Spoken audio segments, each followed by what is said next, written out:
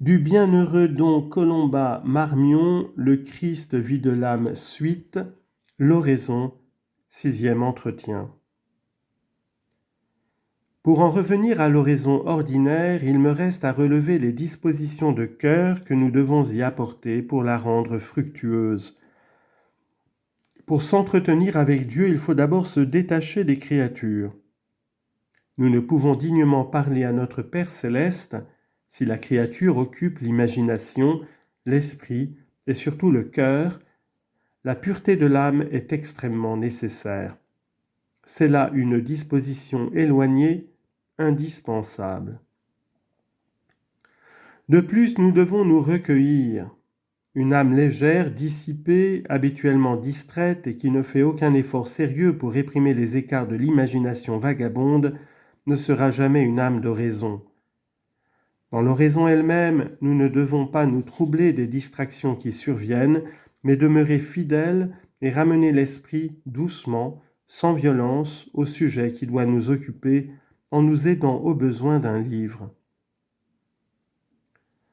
Pourquoi cette solitude, même matérielle, et ce détachement intérieur de l'âme sont-ils si nécessaires pour l'oraison ? Parce que, comme je vous l'ai dit après saint Paul, c'est l'Esprit Saint qui prie en nous, pour nous. Or, son action dans l'âme est extrêmement délicate. Nous ne devons en rien la contrarier. Ce que saint Paul appelle contrister l'Esprit Saint. Éphésiens 4, 30. Sinon, cet esprit finira par se taire. Mais nous devons, en nous abandonnant à lui, écarter tous les obstacles qui s'opposent à la liberté de ses opérations. Nous devons dire « Loquere Domine quia audit servus tuus » 1 Roi 3,10 « Parlez, Seigneur, car votre serviteur écoute. » Parlez ô vous, Maître divin, parlez à mon âme, et que mon âme vous écoute, mais cette voix, nous ne l'entendrons bien que dans le silence intérieur. Nous devons être surtout dans cette disposition générale et foncière dont je vous ai parlé à propos de la préparation à la communion, de ne rien refuser de ce que Dieu nous demandera, d'être prêt à faire à l'exemple de notre Seigneur tout ce qui est agréable à son Père. Quae placitas sunt ei facio semper. Jean 8, 29. Je fais tout ce qui plaît à mon Père. Cette disposition est excellente parce qu'elle livre l'âme à l'accomplissement du bon vouloir divin. Quand nous disons à Dieu dans l'oraison « Seigneur, vous êtes infiniment bon et parfait, vous seul méritez tout amour et toute gloire, je me donne à vous, et parce que je vous aime, j'embrasse votre sainte volonté », alors l'Esprit divin nous montre une imperfection à corriger, un sacrifice à accomplir, une bonne œuvre à réaliser. Et notre amour nous conduira à l'extermination de tout ce qui déplaît au regard de notre Père des cieux, nous portera à l'accomplissement de son bon plaisir. Pour cela, nous devons encore entrer dans l'oraison avec une disposition de profonde révérence en face de la majesté de notre Père. Patrem immense majestatis.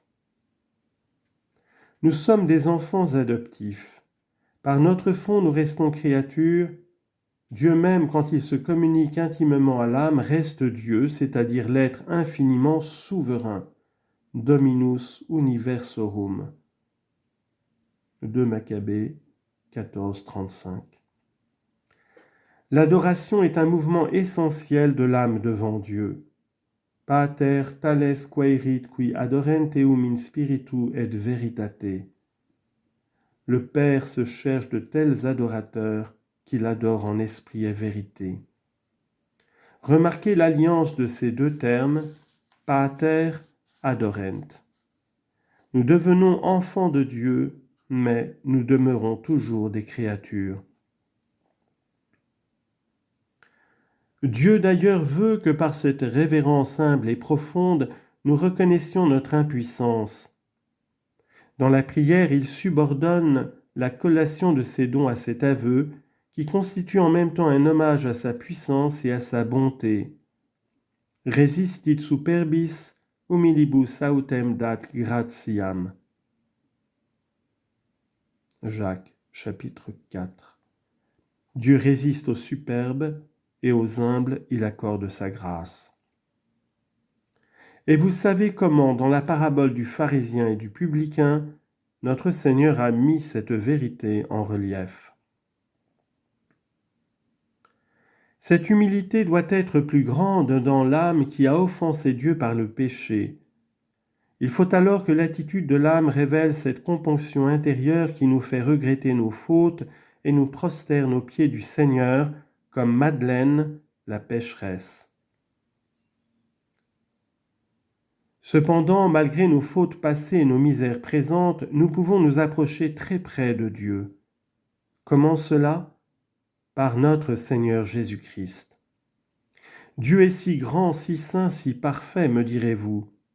C'est vrai, de nous-mêmes, nous sommes loin de Dieu, mais le Christ Jésus nous a rapprochés de lui. Facti estis prope in sanguine Christi. Éphésiens 2,13. Vous avez été rendus proches de lui par le sang du Christ.